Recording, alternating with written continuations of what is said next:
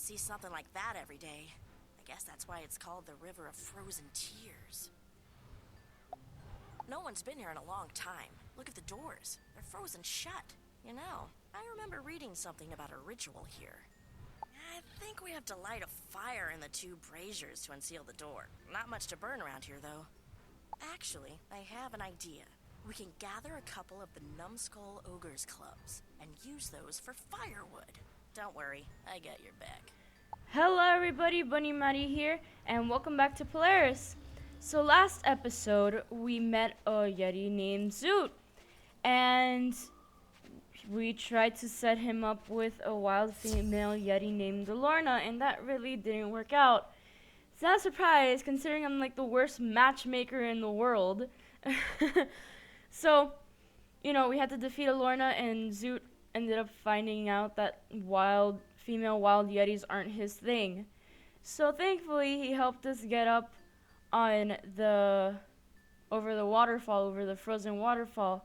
And now we are going to try to talk to the Oracle after getting into the Sunless Shrine.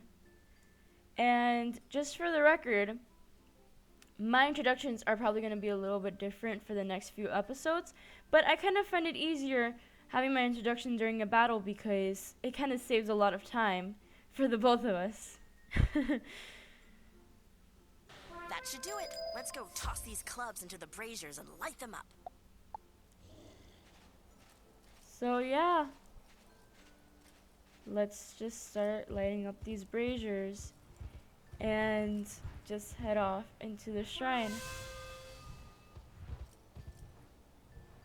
Looks like that did the trick. Guess we're going in now. I wonder what we're going to find. You go first.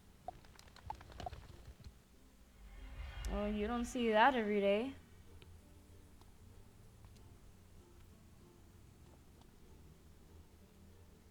Hi, friends. Jeher Hardin, children of the new age. In your tongue I am called Vigilant Parent, and I extend to you the welcome of the Sunless Shrine.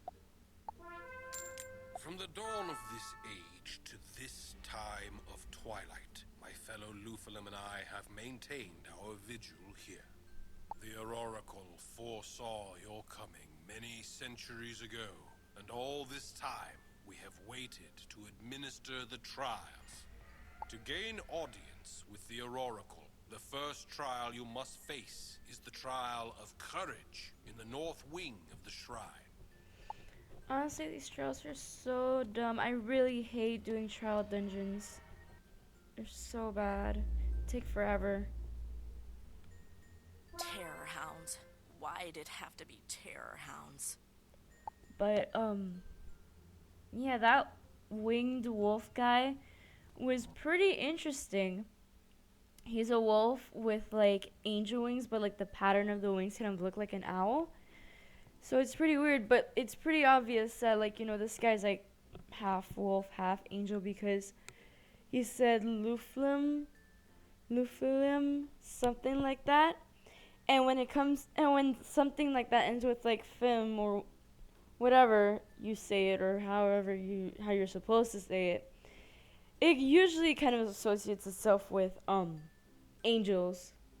So yeah, so wolf angels, that's what I'm gonna call them from now on. And their language is pretty weird. Kind of looked like a lot of gibberish to me, not going to lie. And terror hounds, they don't look terrifying. They look pretty big, though. So yeah, here I am stalling again during a battle, trying to make small talk. It's pretty hard. It's pretty hard, not gonna lie. It's pretty hard making small talk. But yeah, I really don't know what to talk about now. Here I was saying, oh, like, you know, it saves me a lot more time just doing my intro and with the start of a battle, and here we are, back to square one, nothing to talk about. point, I mean, like, I guess we could talk about... I haven't really finished talking about the... No, I never really talked about the crumbs, the pet crumbs that were added into the game, didn't I? You mean that was only the first of the trials? Great. Can't wait to see what's coming next. Why is this stuff I always so feel you, difficult? Mallory. I am so done with these trials too. And it's only just the beginning. I honestly understand what you're trying to say. Jehoiakoraj, young one. You have completed the trial of courage. To gain audience with the I feel like you could oracle, smack must somebody prove to you the are other as side of the wise spiral with as you those are wings. brave. You must face the trial of wisdom. In the South Wing, you will meet two brothers. One of them will always bear false witness, while the other will always speak the truth. One of the brothers has poisoned claws. He must be struck down first in the duel. Pay close attention to what is said. Okay, so basically, this entire battle kind of wraps around on your attentiveness, because they're trying to tell you, oh, like, Look, I'm going to tell it to you straight. My brother is the one who cannot be honest. That's not true. He's the liar. I would never deceive you. I'll tell you this much. If you asked him, he'd tell you that I'm the one with poisoned claws. okay, so yeah, pretty much this battle kind of focuses on attentiveness, and it's pretty hard to figure out which one is the liar, hence why this battle is the longest battle in this video. But there are a lot of key factors when it comes to figuring out who's the liar. So originally I was just gonna hit for the life because it's the same school as I am, and I might as well just like kill the life and just get it over and done with. But as I started progressing in the battle, I kind of took notice of the spells and what they were saying. Like, for example, the life one would say, oh, like, you know, the death one is gonna put up a trap in 2 rounds, and you kind of get to figure out which one is the truthful one, because you have to base it. You can't only base it on words. You kind of have to base it on actions too, like how they say, like, actions speak louder than words. That's what they're pretty much trying to aim for in this battle. And yeah, I was trying to aim for the light first, but then over time I started noticing that maybe I should hit the death. The death one was also putting like these like mystery anti-charms, and I think that's another good indicator of which one is the one with the poison claw, because you will see soon when the death one gets killed that you'll see how much easier it is just to kill the life one.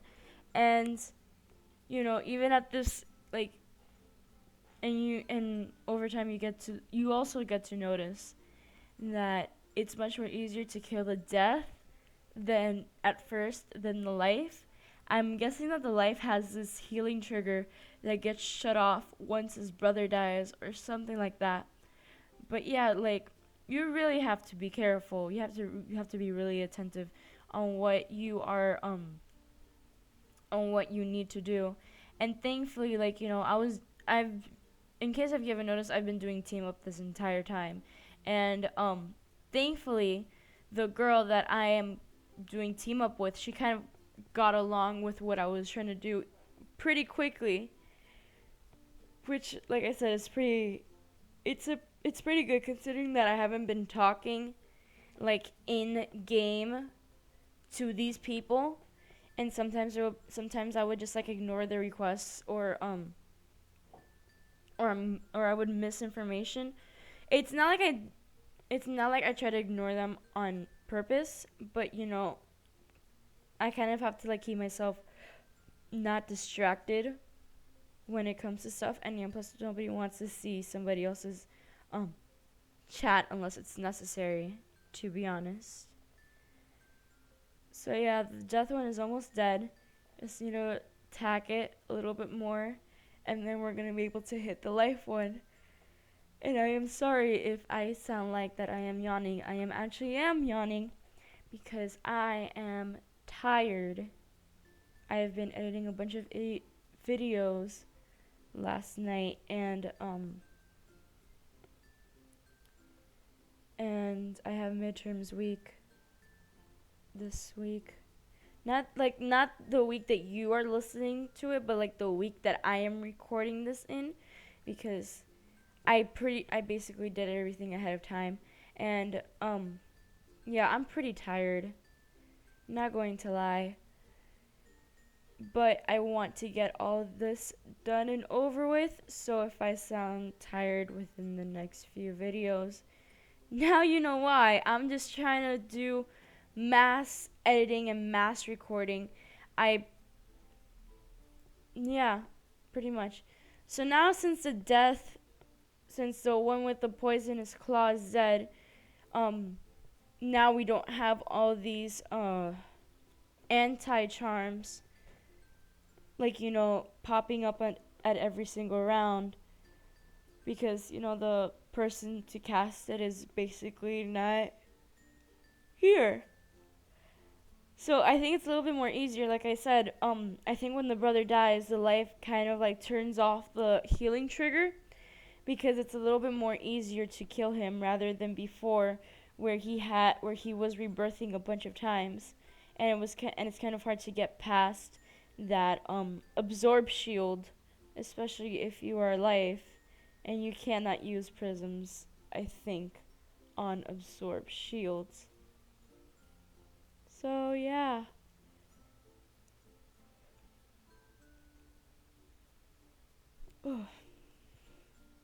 Like I said, like, trust me, I do not want to yawn, but I really am tired. I will not lie about that. But like I said, I must push on. I must get all my stuff done. And once I get all my stuff done, I am going to go take, like, probably a 20-year nap. Nicely done. It took me a little while to figure it out. You're pretty sharp, you know that? All right, so 2 trials down, 1 to go. I think we can actually do this. Last one, guys. Last battle. We can do this. Jaharvis, young sage, you have proven you are as wise as you are brave. For your final trial, you must prove your skill at arms and face the trial of valor. Vigilant Gerillo awaits you in the sanctuary. He will test your mettle. Okay, so now we just gotta go fight this guy. The Oracle has foreseen that you will visit her, but only when you are worthy. It may be that you will have to return another time. Even if I wished to, I could not go easy on you. It is my sacred duty to ensure you are prepared for what is to come. So, it's pretty interesting. They keep on repeating how they were expecting me, but I have to go through the trial first just to see if I'm worthy. What, like, if I'm worthy enough, sorry, if I'm worthy enough to, figure out what's actually going on? Like, is the Oracle going to straight up say what is wrong with the spiral and later tell us what to do to fix it? Or, which is the most likely case, just give us a bunch of riddles that we need to understand, and it's really hinting at us, and it's right there in front of our face, and we're too slow about it until like somebody straight out points it out, like, oh, it's this guy who's doing it for this reason, and this reason is happening because of this guy. Like, if somebody's bound to say that within the storyline. But it's pretty interesting on how the storyline is going to go. Like, will it get more interesting? Is it going to be doled out just like the Forlorn tag and this place, it's pretty curious. Well fought. It is clear you have faced many battles before today, and they have honed you into a champion among the children of this era. Return to Vigilant Perrin, and he shall usher you into the Auroracle's presence. So here we go. We're finally going to talk to the Oracle. And like I said, I hope that she will be straight up with us, even though I highly doubt it. Jahor Valur, young champion. You have faced Vigilant Gerillo in a duel and proven you are as valiant as you are wise. You have proven your worthiness to gain audience with the Auroracle. I shall presently usher you in to see her. Before you enter, however, you must know that she is fragile. We do not know what has befallen her, but she appears to have taken ill. Perhaps it is simply time. She has awaited your coming since the dawn of this age, an age now in its twilight. You may enter the Auroracle's chamber. Hear her counsel, but do not expect to fully comprehend it. That often So takes is my time. coming meaning the end of the spiral? Because I mean, like, she's sick too, and so is Bartleby, and it's really weird. Now that is something you don't see every day. I read the ancient text, but I never imagined she'd be so beautiful.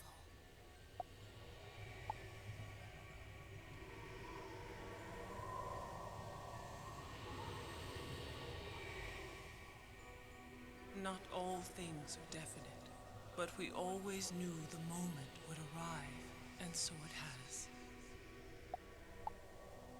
We watched as the first world was destroyed and wept. Then the song was sung and the spiral was woven. We forestalled our sorrow. But that which was frozen in time and in our hearts flows again. The first sign is nigh. A shadow comes to tear land and sky asunder. After, it soon is only a matter of time. When the sand settles, the spiral shall end as it began, with a broken heart. Hearken to me, though. Should the moment rise, the sundering shall be stopped, and the hastening shall be slow. That was interesting. I didn't really understand it, but it sounded pretty important, don't you think? You should go back to the witch's house and tell her what the Oracle said. Maybe she can make something of it. I'll catch up with you. I have some questions for the Oracle myself. I'm hoping she'll be a little more clear with me. So it's pretty interesting about that riddle. There you are. It's about time. Ivan's here now, too. He's been waiting with all this coming and going places like a circus. I know, it's kind of fun, isn't it? So many exciting things going on. Have you heard the riddles the Oracle spoke to the wizard? I'm more interested in hearing why you disobeyed me, girl. But not now. Let the Oski speak. He's been waiting for the wizard to return. Yes, Ivan comes from Urville Station. Very bad there. Rasputin has turned town into prison camp. This is where he takes prisoners from Bastille. Many penguins there, being forced to work in Rasputin's mine. Ivan needs wizards' help to free them. What do you say, comrade? You should go. They need you. And that'll give us time to research and try to figure out the meaning of the Oracle's riddles. Perfect. Then Ivan will go ahead. He will meet you on road near Urville Station. Don't delay, wizard. I need to have a word with my daughter. And then it sounds like we have some work to do. Okay, so I am going to end the episode here. If you like this video, please like and subscribe. Thanks for watching, and hopefully we can get a better insight on the Oracle's riddles in the next episode. So I'll see you guys later then. Bye!